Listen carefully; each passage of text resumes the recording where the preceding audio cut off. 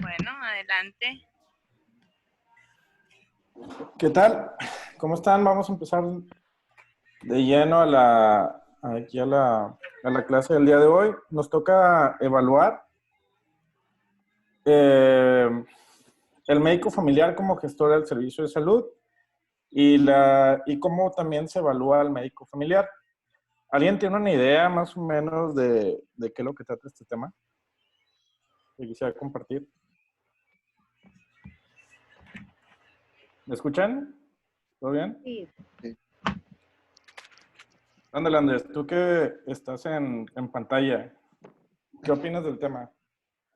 No, pues, ¿sí se escucha? Sí. Sí. Sí, ok.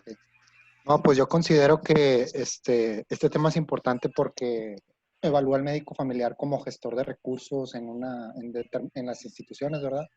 Este, y bueno, es una forma importante, bueno, vaya, es importante porque pues no son ilimitados, entonces hay que saber administrar. Muy bien. Y bueno, pues en cuanto a la evaluación, pues se debe de evaluar la calidad de la consulta en cuanto a los diferentes padecimientos, principalmente los crónicos degenerativos y algunos que tienen alta prevalencia, ¿verdad? Como ciertos tipos de cánceres. Este, pues más que nada eso. ¿Y qué más? Emma, ¿qué piensas de la clase de hoy? ¿O qué idea tienes de lo que vamos a ver hoy? Aparte de lo que dijo Andrés. Bueno, pues el médico familiar pues cumple muchas funciones, aparte de la salud, pues también realiza referencias, también tiene pues ese contacto con las otras especialidades. ¿Mm? Este, el, el médico familiar pues tiene que estar capacitado para este, la toma de decisiones en las diversas áreas en la cual está relacionado. Es el qué hacer, cuándo, en qué momento, también cuándo asumir alguna acción y con qué tipo de recursos puede estar utilizando. Y pues algo que me gusta mucho del médico familiar es que pues está relacionado con la medicina preventiva, está relacionado con la investigación, con la docencia, o sea, también hace el estudio de medicina de la familia. Entonces, pues yo considero que este tema es muy importante porque pues todo eso, o sea, tiene que el médico familiar ser capacitado o ser capaz de gestionar de una manera adecuada. Ok, muy bien. A ver, un R2. Ingrid, ¿sí me escuchas, Ingrid? ¿De qué manera piensas que se realiza la gestión en el primer nivel de atención?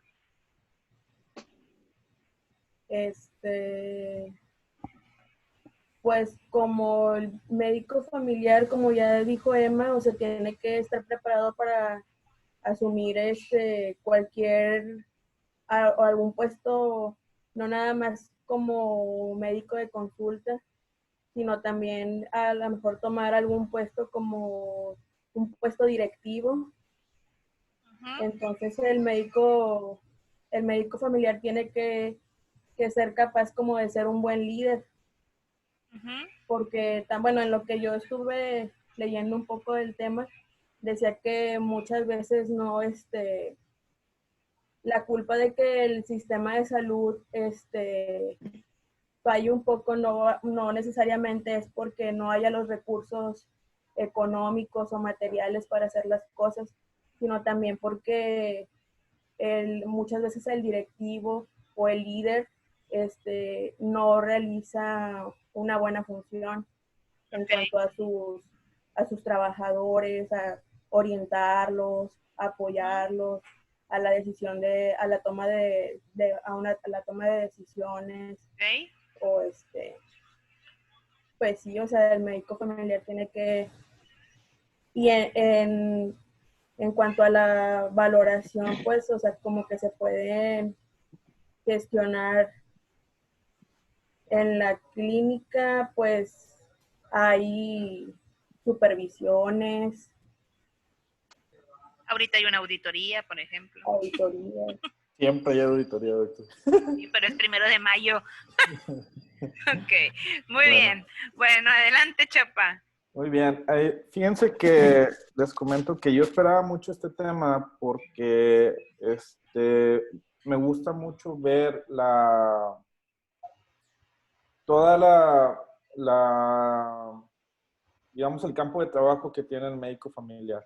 La medicina familiar es una especialidad integral, como ya todos lo sabemos, ya llevamos 3 años aquí y a lo mejor a lo largo de estos 2 años y las compañeras R2 que están en la clase, pues ya tienen ya también bastante experiencia y hemos estado adentrándonos a lo largo de este tiempo en conocimientos meramente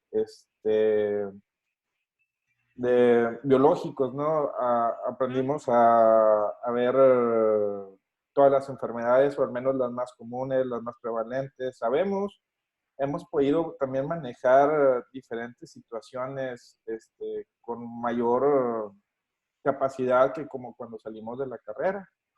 Además, también aprendimos a través del modelo biopsicosocial que también podemos nosotros trabajar con una familia entera, que podemos hacer alguna intervención.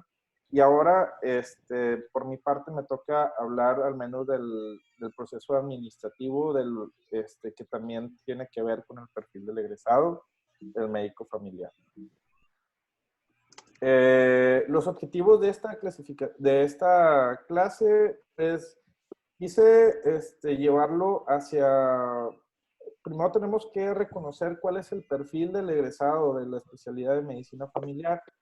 Me topé con un archivo donde el IMSS hizo varios libros acerca de varias especialidades y una de ellas es medicina familiar, siendo de hecho, es el eje de la atención del sistema de salud.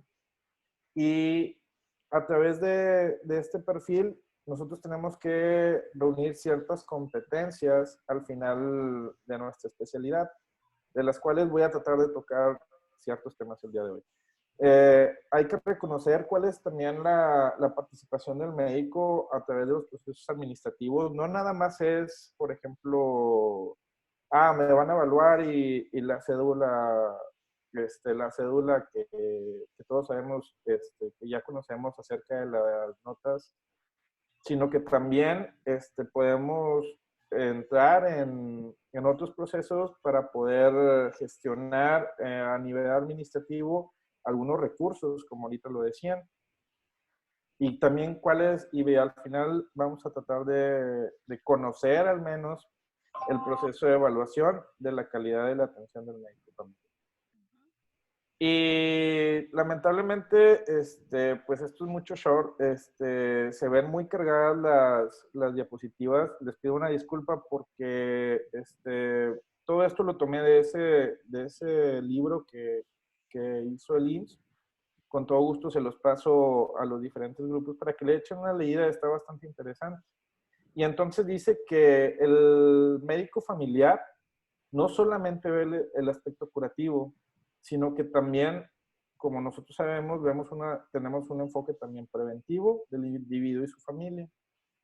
Los médicos familiares también somos líderes, como ahorita decía la compañera de R2, Ingrid.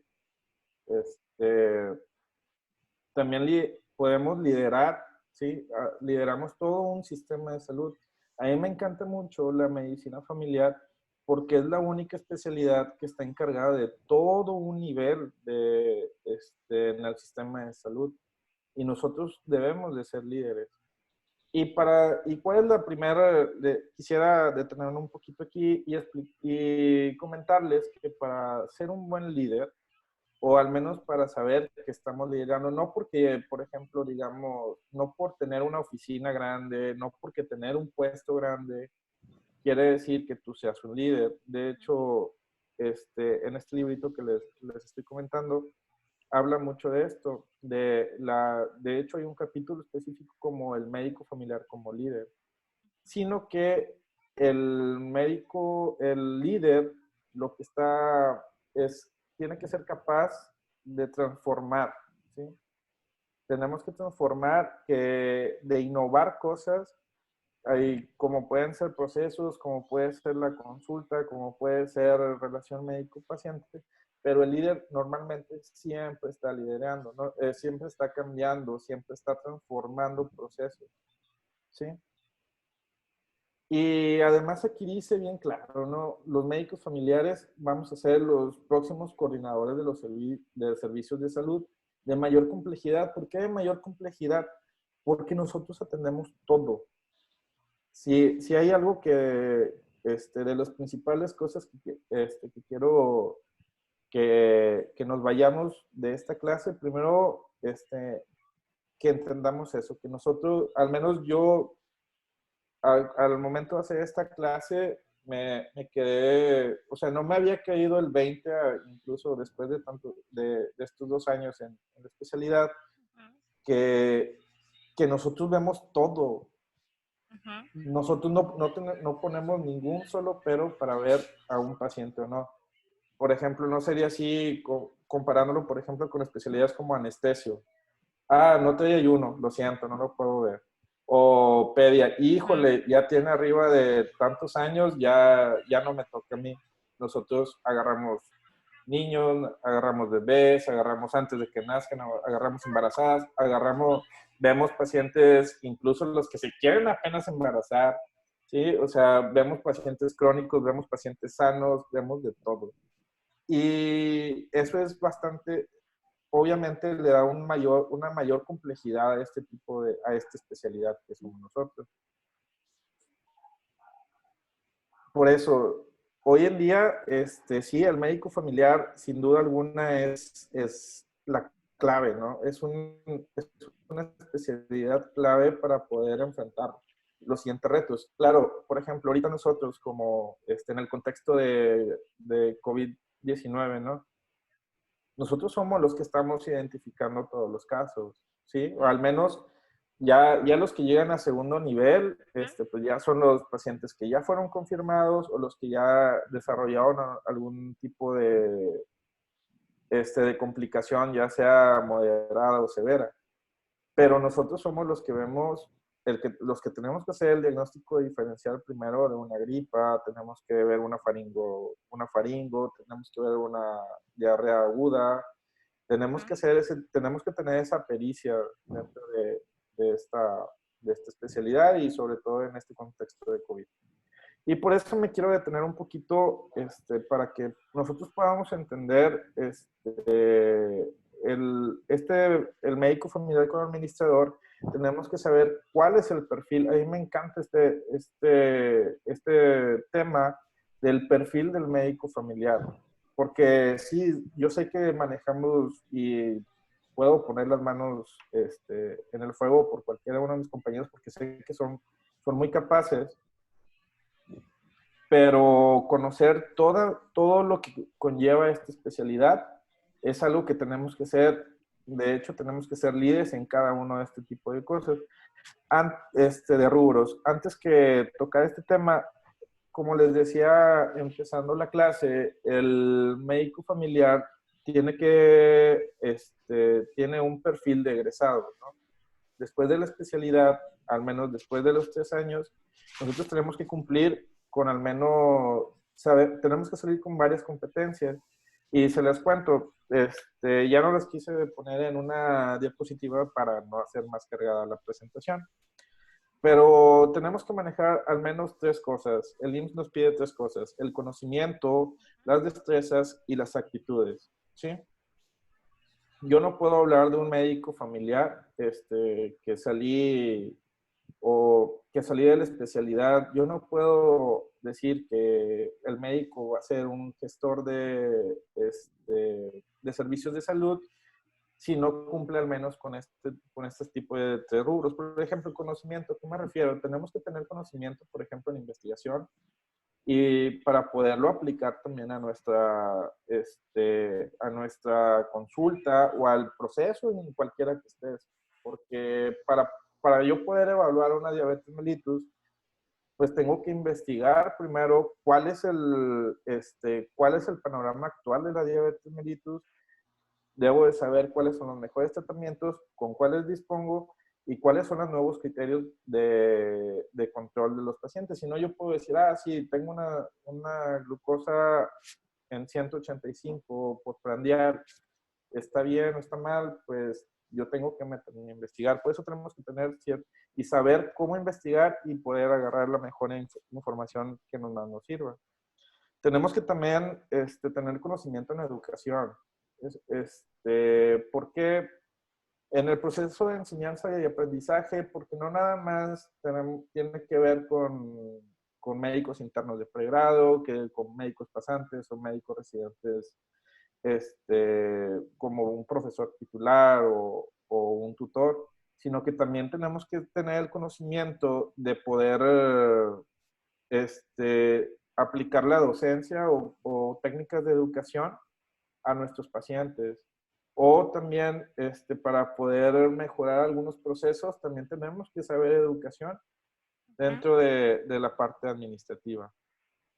Tenemos que conocer también las políticas y la filosofía. Todos, al menos la mayor parte del médico, de nosotros vamos a terminar trabajando en esta institución y la verdad es que es una muy buena, nos ha arropado bastante bien en estos años y por eso tenemos que conocer qué es lo que quiere transmitir el IMSS, por ejemplo, para el médico familiar, que fue la institución pionera, ¿no? en México con esta especialidad. Y también saber sus políticas, porque vamos a estar, al final de cuentas, dentro de esta institución. Y ya pertenecemos en cierta parte, pero después vamos a ser parte de... Y también tenemos que tener conocimiento del proceso administrativo. Es por eso que llevamos a la administración hasta después, yo creo que al menos lo que yo pienso que para eso vemos ya administración en el tercer año, porque ya tienes el conocimiento, por ejemplo, de lo biológico, de lo social, y ahora es tiempo de empaparnos de los procesos administrativos que tenemos que conocer. Las destrezas, pues tenemos que tener destrezas con la relación médico-paciente, tenemos que saber y tener bastante pericia para poder encontrar factores de riesgo, diagnósticos. También sabemos, debemos de tener la destreza para poder manejar una familia, porque no, a través y no porque tengamos que tener a toda la familia en el consultorio, a través de la teoría de sistemas, podemos cambiar y podemos al menos hacer pequeñas intervenciones, no como una terapia, pero lo podemos hacer. El médico tiene que ser coordinador, ¿sí? Tiene que ser coordinador, pero no nada más de la parte administrativa, sino que también de tu consulta. Porque tú también puedes ser coordinador, por ejemplo, con las asistentes, con tus pacientes. Tienes que coordinar. A veces, oye, ¿sabes qué? Tengo que revisar a esta paciente. Oye, pues no hay asistente, pues puedo coordinarme con enfermería. Muchas veces, o incluso si estás en atención médica continua, debes de ser tú el líder y el que esté coordinando todo un equipo de trabajo interdisciplinario, ¿verdad? Debemos de tener las destrezas para los problemas de la población, porque el médico familiar, como todo primer nivel, tiene que ver con indicadores, tiene que ver cuál es la situación actual de la población, ¿sí?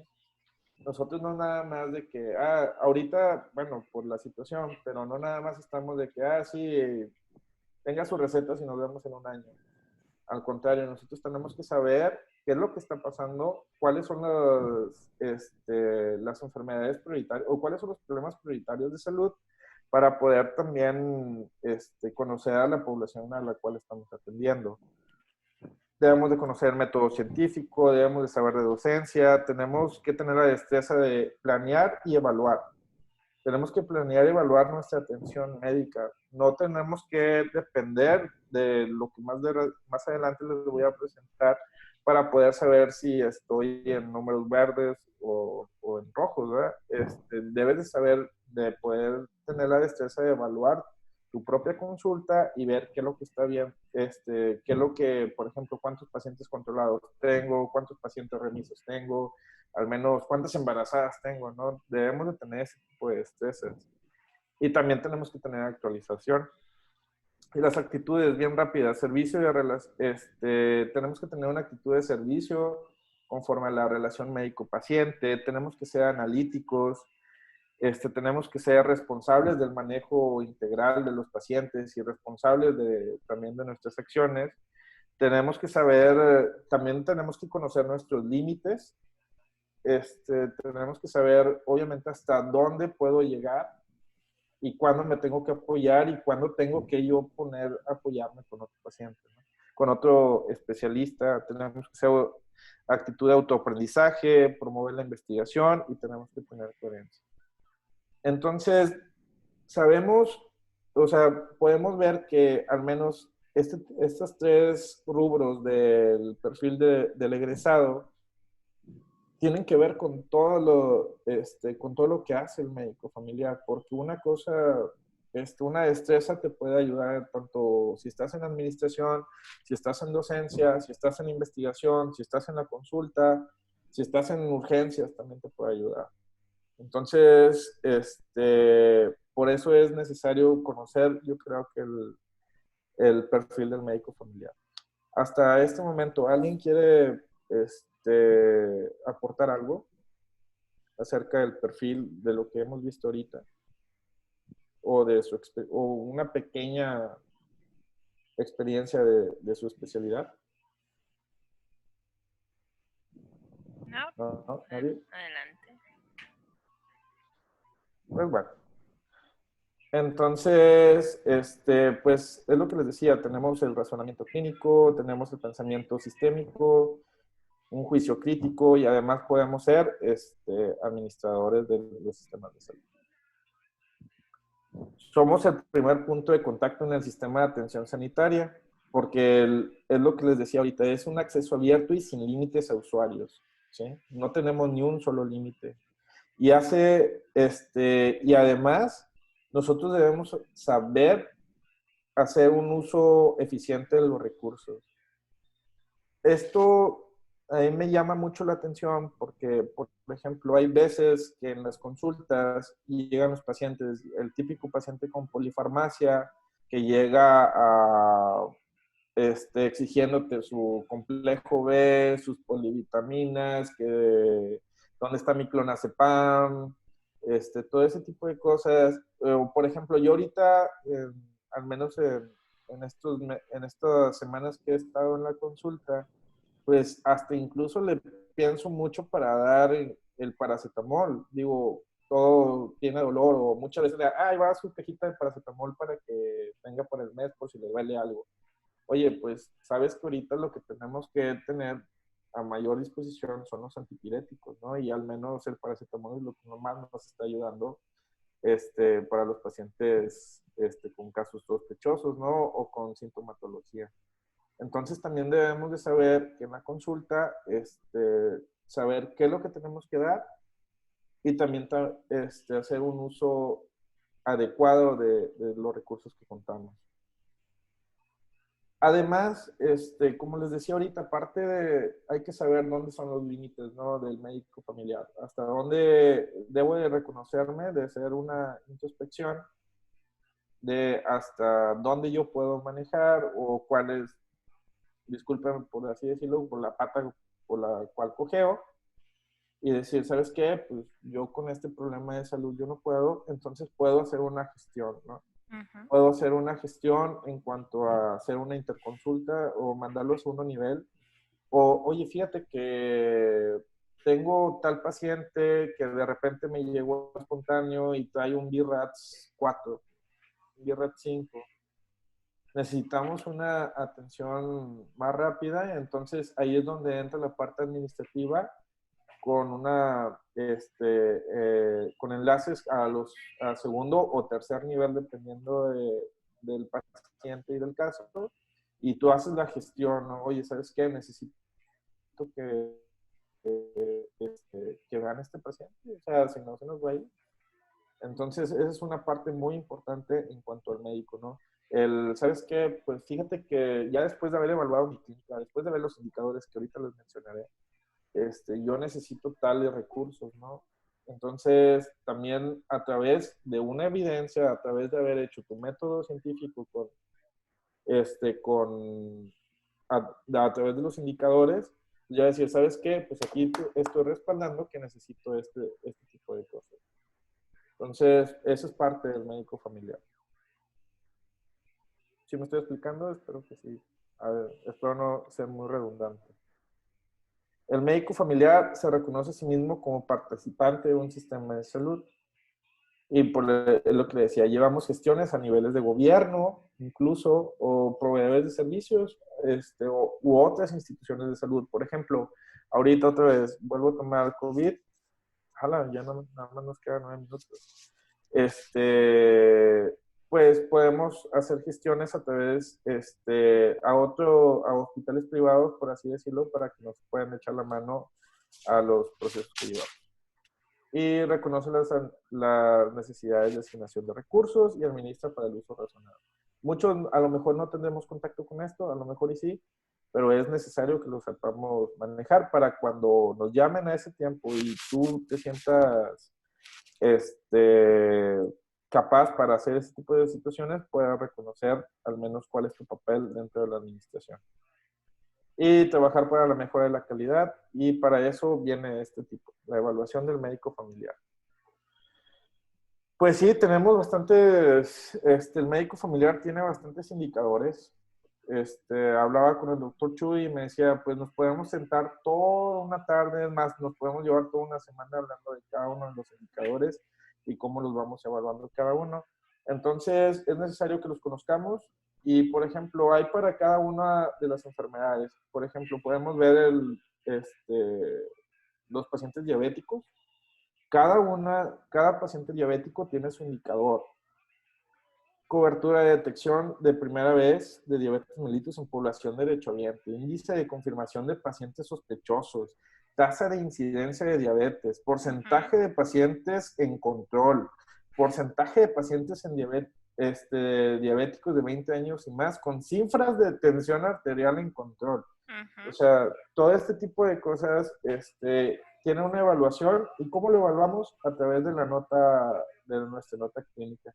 Eso es bastante importante que pongamos bastante atención. Yo creo que probablemente necesito unos 15, 10 minutitos más para poder tocar este tema, en el cual tú tienes que ver que tu nota médica, ya sea de un paciente crónico, de un paciente que tú sabes que está en control, tú la tienes que tener al 100, porque si no estos indicadores se van para abajo y van a llegar le van a pegar a la clínica, y después cómo vamos a querer tener algunos recursos si decimos, oye, pues si los que te estoy dando, mira cómo tienes el porcentaje de pacientes descontrolados, ¿qué es lo que está pasando en la consulta, ¿no?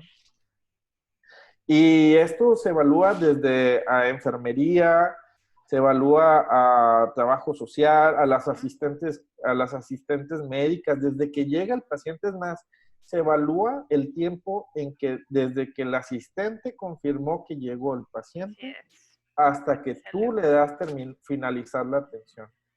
Corre tiempo y son indicadores que se van graficando. Aquí podemos ver, no se evalúan a todos los pacientes. Por ejemplo, tú vas a tener tu población y no te van a ver todo, pero se va a tomar una muestra, probablemente en la clínica en la que estés, se va a tomar una muestra de tus expedientes y ver si lo tienes al 100 o no. Y como podemos ver, se está evaluando qué porcentaje de la atención se está viendo. Pero bueno, estos son, por ejemplo, lo que a nosotros nos compete. Por ejemplo, otorga atención médica de seguimiento a paciente con sospecha de diabetes mellitus. Elabora nota médica con diagnóstico de prediabetes. ¿Se acuerdan de MEPEC? Todo el proceso que sabíamos del paciente con sospecha, que tenías que mandarle a hacer una glucosa, citarlo antes del 5º día y que eso tenía que ver con asistente. Bueno, todo eso se evalúa desde hace mucho tiempo. todo este tipo de controles, todo esto lo maneja los coordinadores y además también el subdirector a través de una plataforma donde se suben todo. Y llega delegación y delegación pues va a llegar y te va a decir qué es lo que está pasando con esto, ¿no? Con, por ejemplo, cumplimiento de metas terapéuticas, glucemia en ayuno en control. Y te dice cuánto, de los expedientes que van a ser tomados al azar, dame 5 diabéticos, ahí están. Híjole, ¿sabes qué? Pues no están en control. Y tu indicador va a ir para abajo, y entonces, ¿qué está pasando con la atención médica de ese consultorio, no? Y entonces cuando te mandan a hablar y ver qué es lo que está pasando. Al menos esto es en cuanto a indicadores. Pero también hay hay una evaluación a través de la atención de la nota médica que tiene que ver con que la nota médica cumpla según las guías que estén vigentes. Esto ya lo habíamos escuchado, pero por ejemplo, semiología dirigida, solicitud de glucosa en ayunas, prescripción de hipoglucemiantes orales de acuerdo a algoritmos de tratamiento, o sea, todo lo que vimos en la residencia, ahí está. Ahí está todo lo que viste en la sesión de diabetes, en